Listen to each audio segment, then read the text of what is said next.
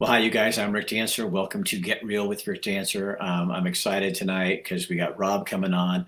Bill Lundun's newscast is coming up a little bit later, and you are, if you're living in Oregon, you're going to be very sad because while we thought the toilet was being flushed, now we know it's really being flushed. And so, Rob, I don't know why we bring Rob on here, but some of you guys really, really like him. For me, it's kind of, a little bit there, a little bit here, a little bit there. Rob he pays attention to what's going on in Oregon, and he has a funny way of looking at it. And so I love bringing him on and talking about that. So he'll be coming up first. Then Brian Miskimins from our weatherman is going to be coming on talking about the weekend coming up on weather all the way from Oregon through Montana. He's a former weatherman out of Portland, but he lives now here in Polson, Montana.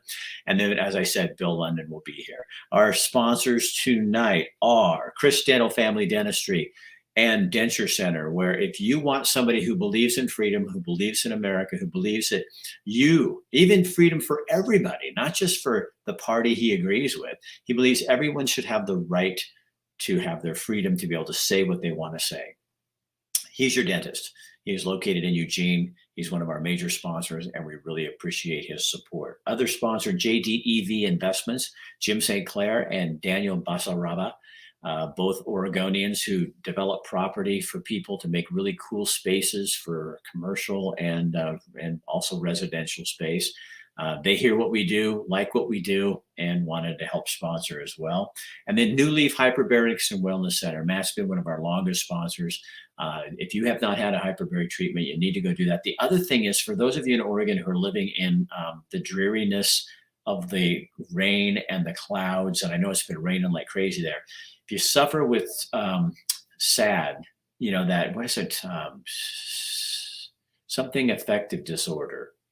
But anyway, Rob will tell us. He knows all these medical terms. But if one of those people that suffers from depression because of weather or because you're not getting enough vitamin D, which what we get from the sunlight, Matt can help you. The light therapy that they do there is absolutely amazing. All right, so let's not dilly-dally around. Dilly-dally. That sounds like my mother. Did you hear that? It goes full cycle. It does that. Seasonal affective.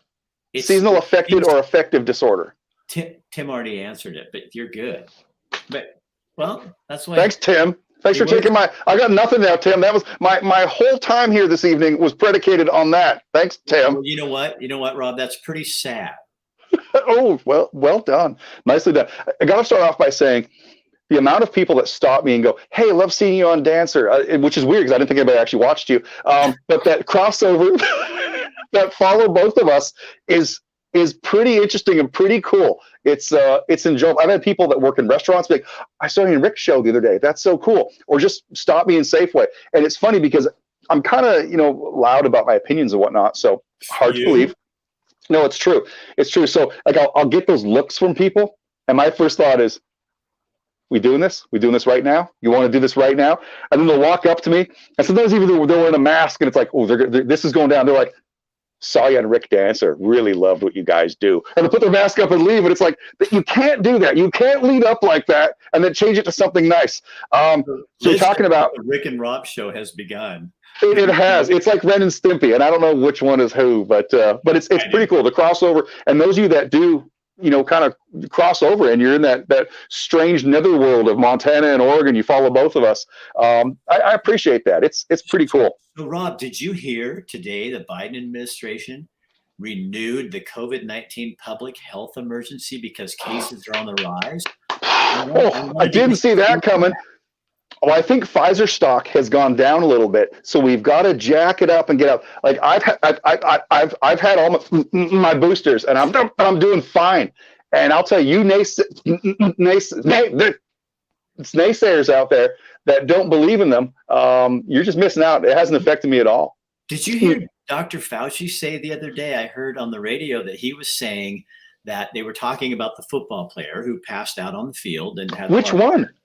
Well, yeah, no, the most recent, the Monday Night Football. That okay. Yep.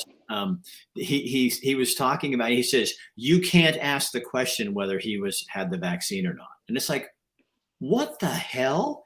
You had to ask if I had the vaccine to get a haircut. when did Dr. Fauci become the guy who can tell me or any of us what we can or can't ask? Because shouldn't, here's the thing, I and this my own opinion on that is, as a reporter, a former reporter, is I think of all kinds of questions that should be asked, and then people can say no, that's not it, or can't, it's not factual, but that we are stopping people from asking questions like that. If we don't find out, what if there's a lot of evidence coming out that this thing could be pretty dangerous, and if we don't at least look into what, we just go, oh, never mind. It's like if the newest study comes out on some kind of cancer, and there's a tie to something else, what, we don't ask the question because it's inconvenient? Gas stoves, natural gas stoves. Now they're talking about, oh, we gotta stop this. To check the stoves and make sure you have stove COVID. Make sure it's okay. Do you have the stove that has the gas? Yeah. Hey, have you had your COVID shot? You may not ask this. Like, it's insane. The left, the crazy, insane left, is driving the narrative completely. Fauci needs a K in there so I can pronounce it differently, because he is a demon. He looks like a Nazi higher up, doesn't he? So I may or may not have made a couple memes with him wearing like jack boots and the Nazi hat, and like, he fits it to a T. He fits it to a T. We're both going to get banned, by the way. By the way, everybody, it was nice being on here. It was nice being on social media. We're going to get kicked off today. So did you see where Bill's going to have it in his newscast coming up?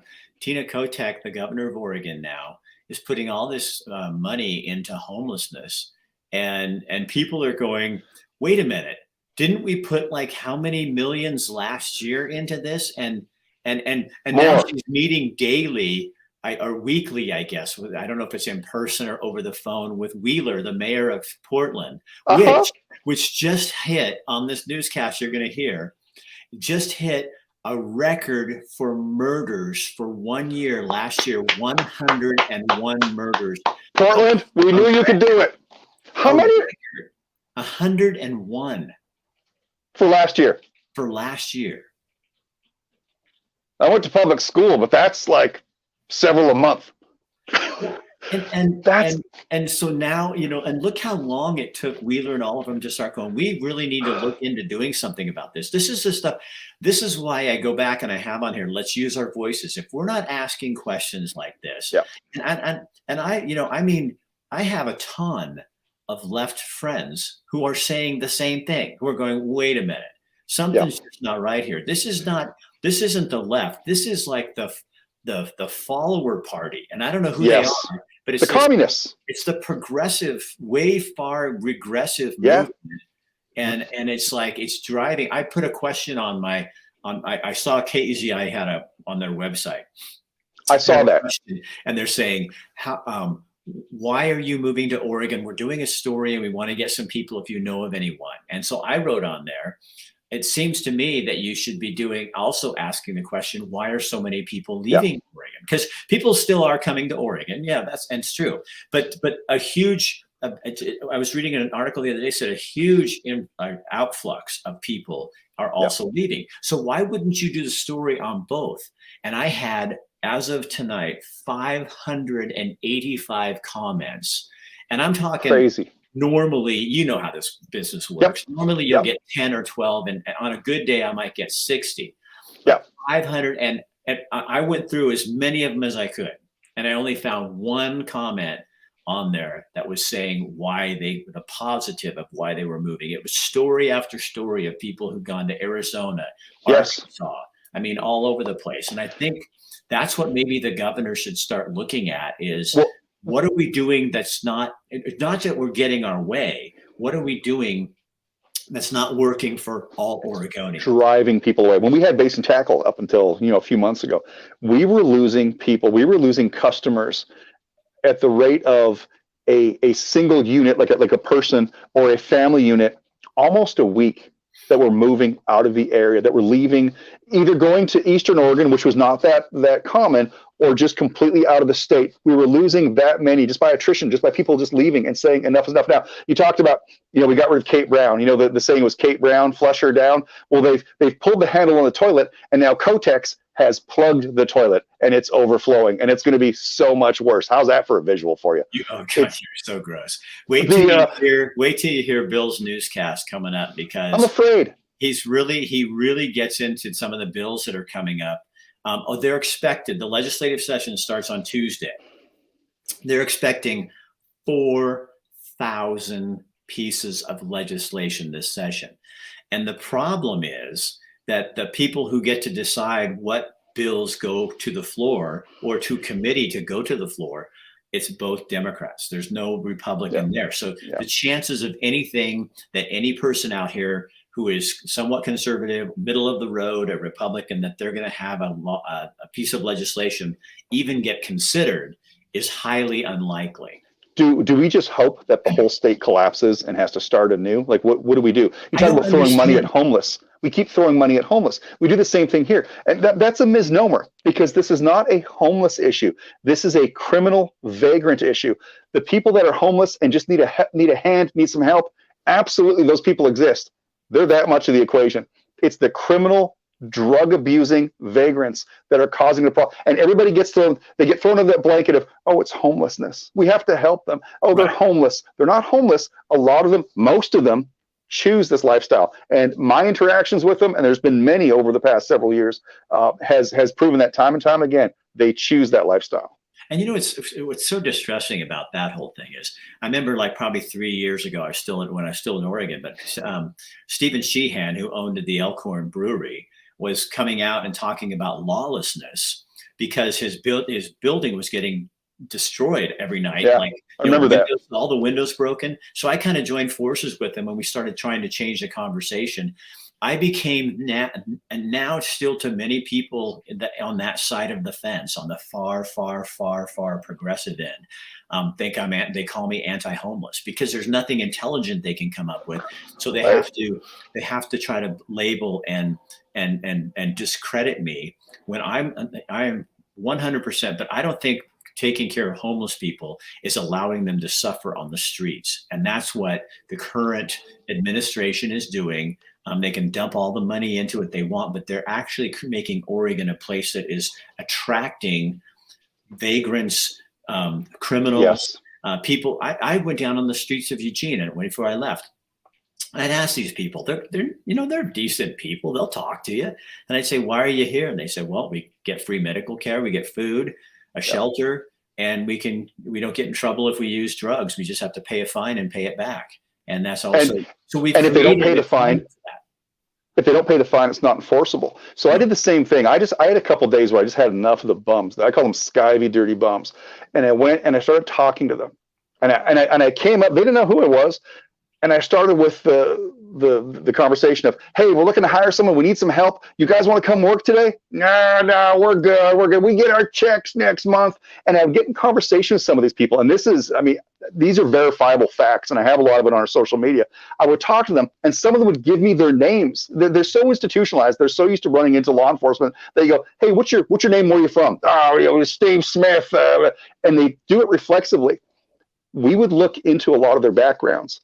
And the vast majority, and by that I mean every single one we encountered, but I'm sure there's outliers that are not, but everyone we encountered and talked to, and we're talking, double digits, had a criminal record. Most of it violent criminal records, all of it drug related, and numerous of them sexual offenders. That's here. I can't speak for everywhere, but here locally, that's what we had. And that was a real eye-opener for me. That's what really started changing my whole attitude on the whole thing. Not that I was ever a namby-pamby, let's give them everything they want and they'll be better people. But it really solidified how I have to change my attitudes and protect my family and my neighborhood and my business and other businesses from this criminal vagrancy that we have going on. So where do you go, like, as a state with Oregon in terms of how do you, and I'm not saying gain control, I'm just saying get an equal idea out there, because I think what happens is the reason people like when you and I are talking like this, I think a lot of people agree with us, but they're afraid because they see what people do to people like you and me when you do speak up.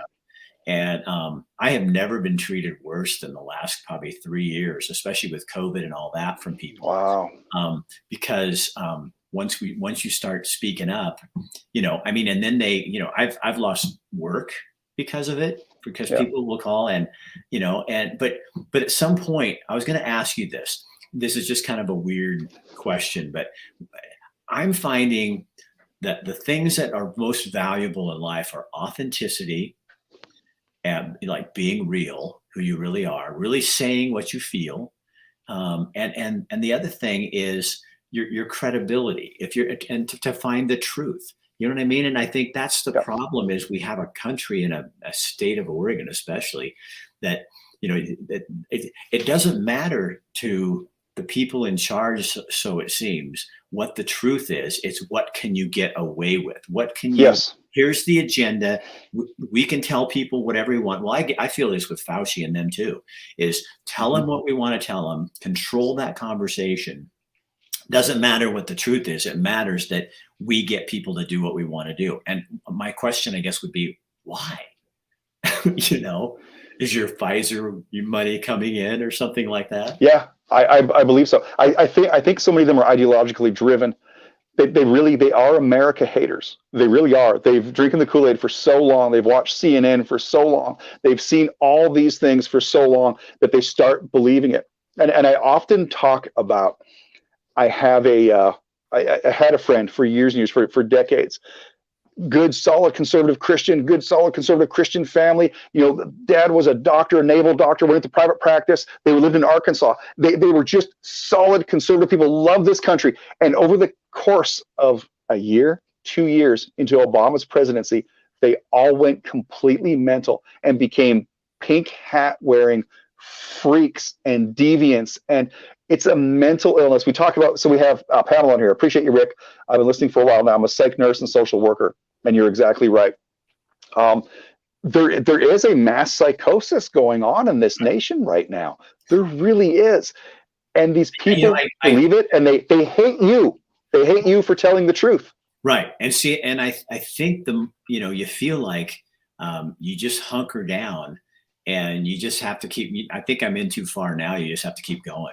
Yeah, you can't pull out, and you just have to keep going because plus I could not live with myself if I thought that I was not at least seeking. And here's the thing. I tell people all the time, I don't think I'm 100% right, but all I know is when I smell something and it smells like shit, it usually is or has something of a shit tendency in it. Yes. And how you cannot hear this stuff like the Biden administration renewing the COVID-19 emergency health thing. Oh, what a bunch of crap. I mean, if that doesn't smell like poop water to you, I mean, COVID is not going away. It's here. Yeah. Yeah. It's like the cold. It's like the flu. And the more we read, the more we find out. I was on the machine at the gym the other day, and this lady's next to me. I haven't told you this story, but she's next to me, and all of a sudden she just flips me some shit. And I looked at her and I got a big smile on my face and I went, so I threw it right back at her.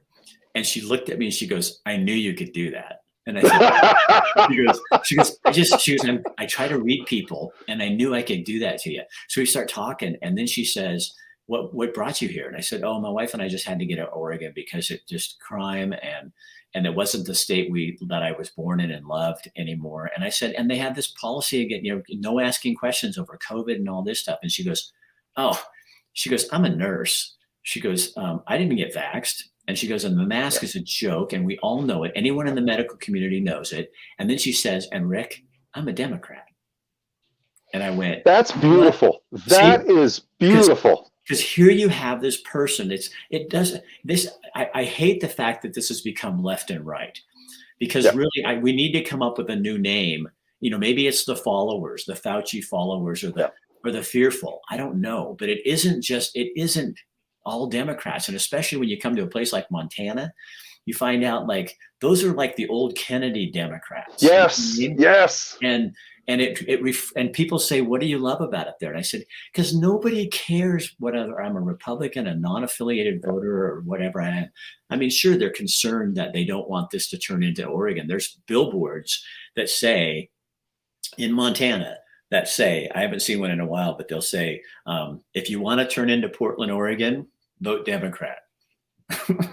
Yeah. And that's the way they feel about that whole indoctrination and stuff. So I have too many Democrat friends that I know do not see this way, but somehow, how do we get back to authenticity? We just have to keep doing what we're doing. Make stupid memes, make silly posts, have fun with it, get the word out, do the serious part like we're doing right now. The social media is the printing press of today. Unfortunately, it's way too easy to censor us, and they are doing that. I love that you say you're in too deep and you've gone too far.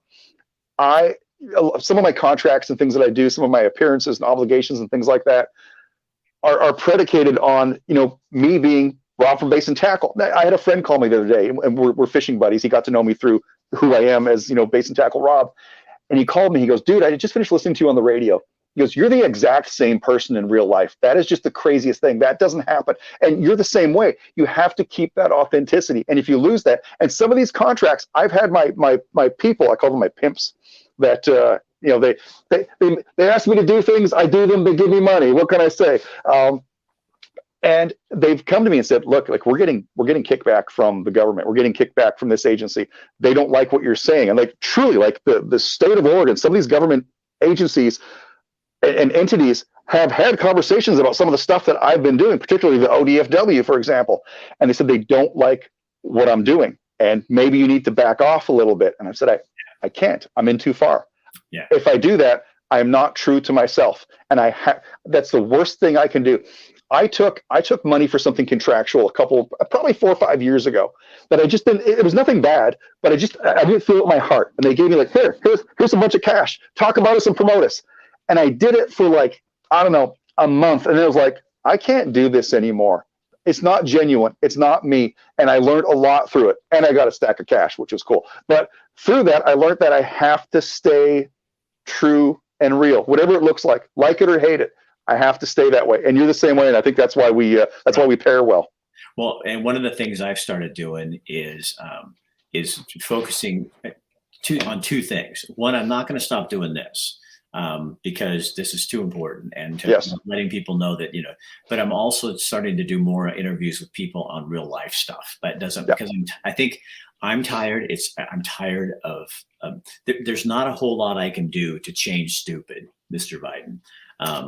I can't make you. And so at some point you have to just go, and I'm not doing it to make people like me or dislike me. I just can't care anymore. But it's fighting for issues, and I always have to do that. But then focusing again on stories about people and human beings and some of the cool things going on, because I think people will get burned out on the rest of it. You know what I mean? Yeah. Absolutely. I don't watch regular news because I'm burnt out on it. I can't. I'm burnt out of politics, but yet here we are talking about politics. I'm going to get off politics for a second. Before we went to air, you were talking about, I asked you if you got through the storm well, and you said, oh yeah, the weather's really nice. And what was the temperature you said it was? It's like 37, 38 degrees, sunny.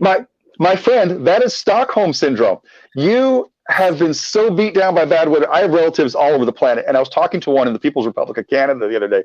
And they're like, oh, yeah, geez, it's whatever it was in Celsius, centigrade, whatever. But it equated to like miserably cold. But they're like, oh, yeah, it's a beautiful day, eh?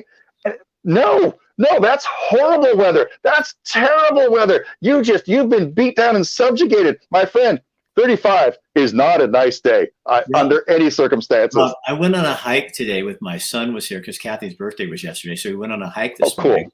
We went out like 12 miles and then we hiked 6 miles out. And we were in almost a foot of snow, and it was quiet and beautiful. And you're out there going, oh my gosh, I'm not at the gym. I'm out here in this. And we were taking off our gloves because we're working. Yeah. And then I came home and I had to go to my neighbors because I'm going to go out and shoot a story on ice fishing tomorrow on Canyon Ferry. So one of my new friends in Montana sends me this.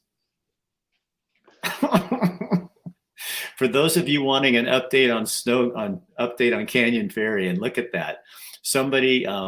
So that's a side by side, but I see a pickup truck 20 feet away. If I'm seeing the door right, get the hell out of there. I've ice fished, and let me tell you what, the whole time you're out there, doesn't matter how thick that ice is, it cracks. I and it know. makes horrible sounds. And it's like, well, this is how I die. Maybe I catch a fish while I do it. Well, I went and rode his four-wheeler because I don't do that all the time. You just want to make sure I could do it. Kathy's going to ride with me, and then he's going to take us down, and the weirdest moment's going to be going from land to on top of the lake, like water. Yeah, but hey, Jesus walked on water. Why can't I ride a Yeah, four-wheeler? because you're not Jesus. And Yamaha or Polaris or whoever that is, pretty much, yeah. You go slow. Wear a life vest. You should, just for funsies. You should wear a life vest. No, because they'll make fun of me, and that's why you want me to do it. You want me to be like an Oregonian puss and walk and drive down there and say, "Yeah." In addition to my fancy haircut, I bring a life vest down here, and I'm going to have a hat on, and I'm going to be bundled up. And I'm going to be hauling ass out there to look for some fishermen, and nobody knows we're coming. That's cool. So we don't have anything set. I'm just going to walk up and see what happens because that's way more fun of a way to do this kind of stuff. Good for you, man. I'll report back. Yeah, or not. Yeah. Blub blub blub blub. Exactly. Oh, you know what? I'd be done. There are things that are worse than death. Yeah. Living in Oregon, no. Look, hey, living here is a fantastic, wonderful, magical thing. It really is. It's just that it's being run by Hitlerian hardcore leftists, and we talk about Democrats and stuff like that all the time. And you're right. We need to separate that. We really do. This is the most amazing, beautiful place on earth in so many ways, but it is so mismanaged. It is so poorly run. It has become something truly evil. It really has. How horrible. I call it Oregon with an E because it's gone. It's not what it was. Just the 11 years that I've been here, I've seen this massive change from this magical place to a giant festering pile of crap. That's not right. So Rob, I'm not going to give you any money from this, and I'm not going to give you any credit, but I'll tell you, because of your Oregon, I have a friend here from Oregon who's a graphic designer. And we're creating a T-shirt with Oregon. Bastard! No, we really are. And I'm going to sell them because I think it would be really. And we've got this great design. You're going to love it when you see. No, I thought about doing it. I was going to do it, but I can't do it. Not being from here, not being born and raised here, I don't think I can do that. I mean, it takes someone born and raised here that you can get away with it. Me, they're going to burn my house down. Yeah. Well, my house it's too cold to burn my house down. Right. Oh no. Oh, it was 35 the other day. It was beautiful. Hey, you know what? I'm done with you. I should be. Just for now. My friend, always good to see you. You too, Rob. Say everybody, take care, everyone. God bless each and every one of you, and God bless America. You have to love that guy because I know his mom doesn't.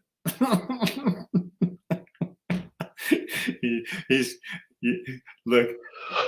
What you son of a, and you do that, you control everything when you're. What happened? I don't know. What? My mom's going to be talking to you about this. Yeah. I'm going to get a spanking. I won't let her. All right, let's switch gears a little bit. Brian, I'm so surprised you'd even still be here. I thought halfway through that you'd be like getting off there. Actually, I was running late, and so I'm. Hopefully, my connection's good. I'm in a Safeway parking lot. This is good. Yeah, Safeway really parking lot, waiting I got my orders from my wife to go in and get stuff. But I was laughing so hard as he was talking because just yesterday, Rick, we were talking on the air about the different parts of the country and what 50 and sunny dictates in your wardrobe. So I related the story of back in 2019, February Super Bowl weekend. I had been Saturday, we were 45 degrees, sunny, a little bit of a breeze, but I was up on the roof of our house finally getting our Christmas decorations down. 45 degrees, short sleeve shirt and jeans. And it was funny because we were talking about, like, in Florida, you'd be bundled up in a parka. And, meanwhile, up here in the North Country, it's, 45 is t-shirt weather. We went over to the neighbors here, and I walked up, and she had like a t-shirt on. Yeah. And I mean, I was dressed in, I had stuff that we'd been hiking and stuff like that. And so I was dressed pretty warm, but I thought, yeah, it really is a different world. But it is also here, it's like a drier, It it's a is. drier cold. It And, definitely is. and so it doesn't chill you to the bone. And I mean, when it's minus 55, yes, but there's no bone left at that point. Yeah. You know? And you were mentioning how much of a good workout it is in snow. It is. I mean, it truly. I mean, you're in better shape than I am, but I a couple of weeks ago when I ended up in the ditch and I was having to hike it in for a little bit. I think these were probably about waist deep drifts, but I was, trudging through, and it was a good workout. I was huffing and puffing pretty good. So, in case you guys, this is Brian, and he's a professional weatherman, and he works with us. Comes on once a week and just kind of gives us an idea of what's going on in the weather from Oregon all the way through to Montana. And I did read something today on the news wire that said that Almanac was right. And I remember reading the Almanac early, but they said that they think that we're not out of the woods yet, No. that for Oregon and Montana, the whole Pacific Northwest, that some super cold weather is going to probably be coming in. And they said through January and February and March.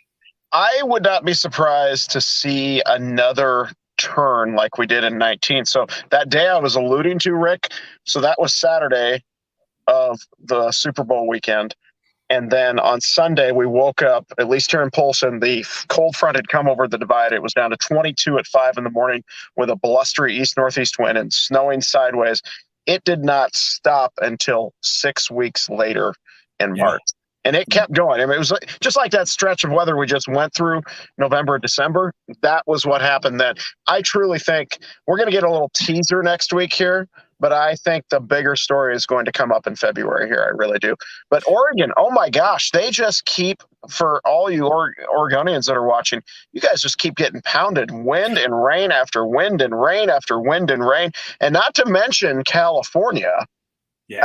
I have a buddy that winters down in Northern California. He kind of helps care for I think it's like an RV park during the winter, and then he comes back up here during the summer.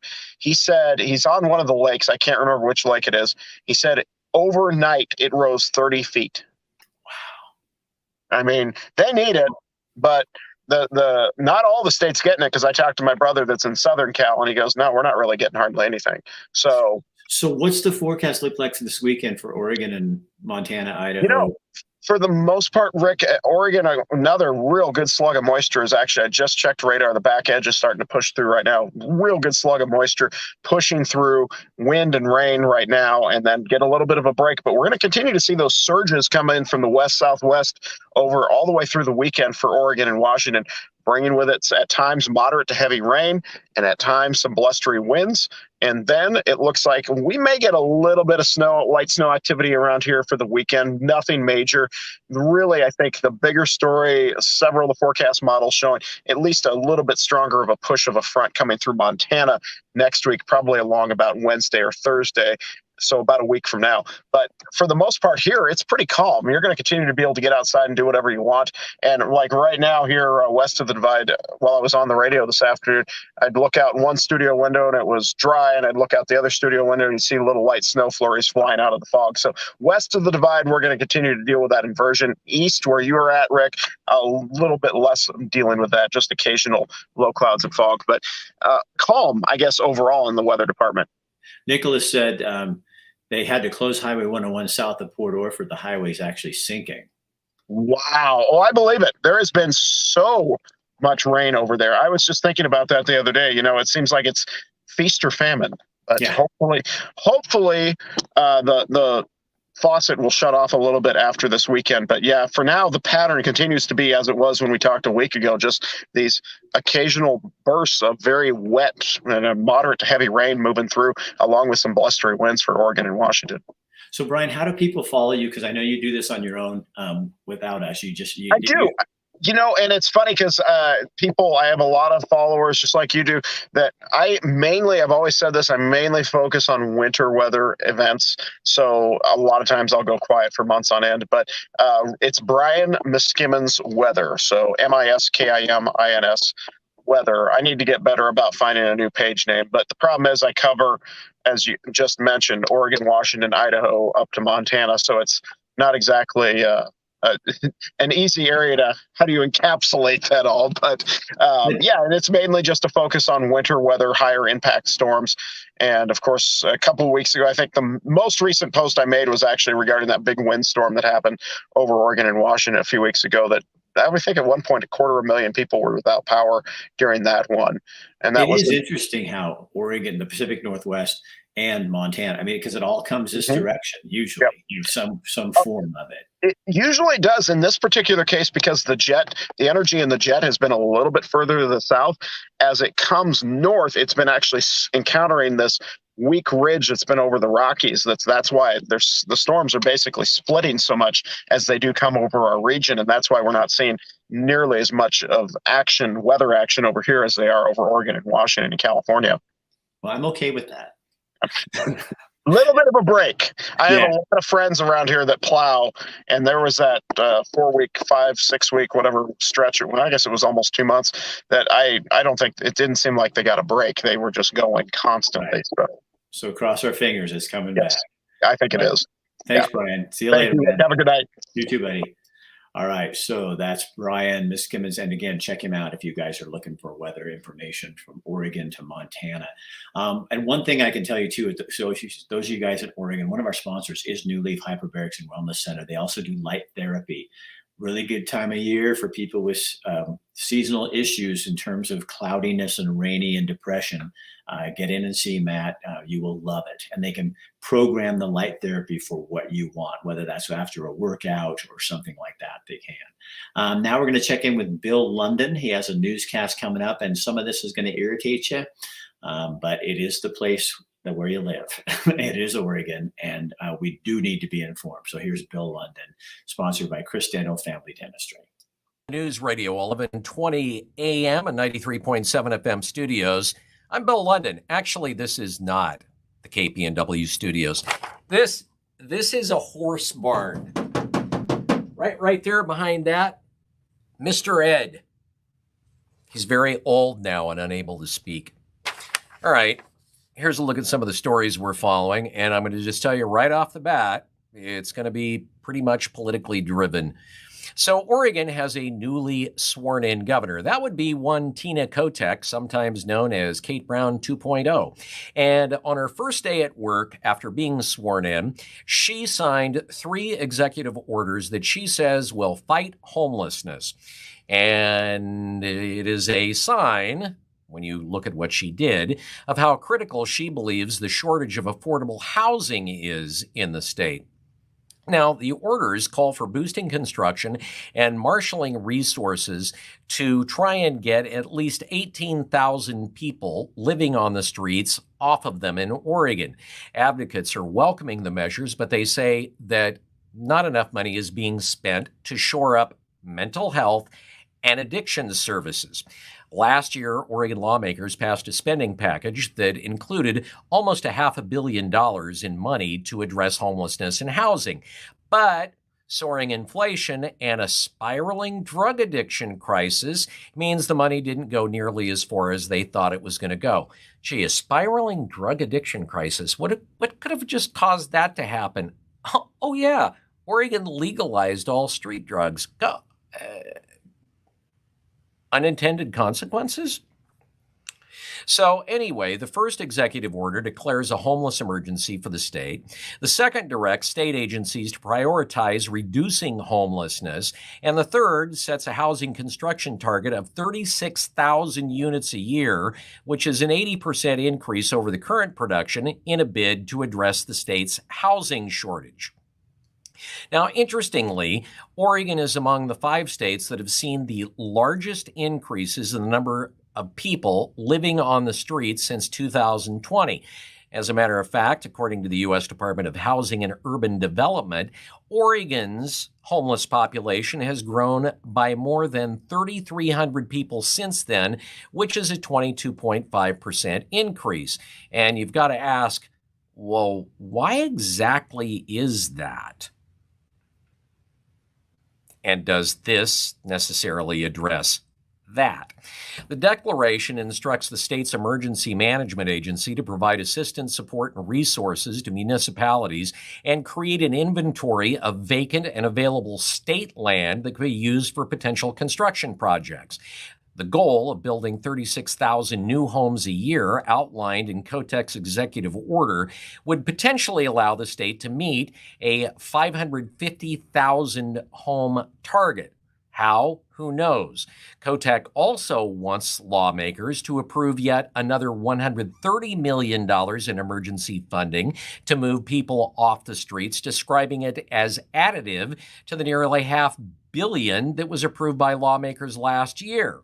She says she hopes to build on the initial funding proposal with a larger, more comprehensive housing and homelessness package during the legislative session, which starts next week. More on that in a little bit. Now, Oregon's House Republican caucus, which has to be all on board if Democrats want to raise taxes, said that they want to remind the public that taxpayers must not forget that we've already heavily invested into providing more housing and services. But that said, they want to work on bipartisan solutions. Okay, so the legislature. That is going to be kicking off in Oregon in earnest next Tuesday. And so far, it's expected that nearly 4,000 bills are going to be considered by the legislature. And some of the legislation we know that has already been put forth by lawmakers deals with, as we just talked about, the state's homeless crisis and housing concerns. One of the bills that's been presented actually looks to help renters whose affordable housing is set to expire. That's House Bill 3042. It's sponsored by a Democrat, and it would require property managers and owners to provide 2.5 years notice when affordable protections are set to expire. Over 100 of the bills have to do with education. Part of that is a concern because, well, Oregon's standardized test scores have not only fallen below the national average, but in some cases are worst in the nation. We're number last. All right, so among some of the education proposals, two that have been sponsored by Democrats are House Bill 2646 and Senate Bill 238. In the House bill, it would require the Education Department to train school employees to recognize signs that a student is having a mental health crisis.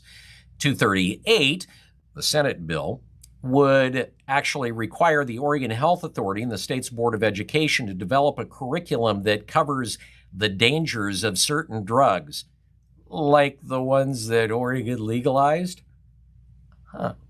Then you have Senate Bill 453 and House Bill 2554. They are sponsored by Republicans. The Senate bill would require school districts to designate sports categories according to biological sex, and the House bill would require parental consent for sex education in school. And what do you think the chances of those passing or even making it to committee are going to be? Well, you have to keep in mind that it is going to be the Senate president and the Speaker of the House that will decide what goes in front of committee. And guess who holds those seats? Democrats. The legislature could make changes this session to your access to what your government does. And we're talking specifically about what are considered to be public documents. Now, state agencies have purposely charged exorbitant fees and used delaying tactics to keep not only the media, but private citizens from accessing documents that they are legally entitled to under Oregon law. And Senate Bill 160 would change that. Question is, will it pass? A bill inviting Idaho to begin talks with Oregon on the potential to relocate the state line that they share was read on the floor of the Oregon Senate. State Senator Dennis Linthicum is the lead sponsor of the bill. The bill notes that of the 15 rural conservative counties of eastern Oregon that are proposed to become parts of Idaho, 11 have already approved ballot measures indicating voter support. The bill also lists a number of reasons why Democrats should support it. The bill now needs to be approved by the new Senate president, Rob Wagner in order for it to even get a hearing. That's going to be real interesting to see how that shakes out and whether it actually even makes it to a committee. And if it does, whether it makes it out. Keep in mind, Republicans are still in the minority in both the House and the Senate. Now, there's another interesting bill that could actually be debated and maybe voted on, and that is an opportunity for some people to cut their taxes. The group HomeShare Oregon is hoping to pass what's called the HomeShare for Oregon Act. Now, that would be a bill that would create a tax incentive for homeowners that were willing to rent out rooms in their homes to help increase affordable housing access.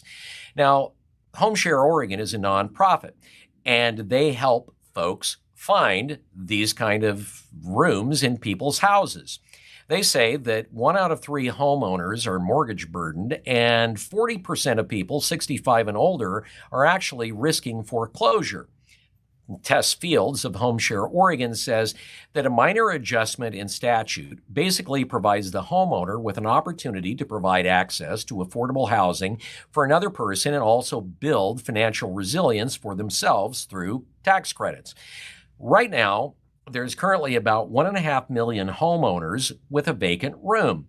If HomeShare Oregon were to house, say, 2%, that's 30,000 people who would actually have housing, all without new infrastructure. The homeowner, who may be having financial problems, would be charging rent and receiving it and get a tax break. Home sharing is something that obviously isn't for everyone.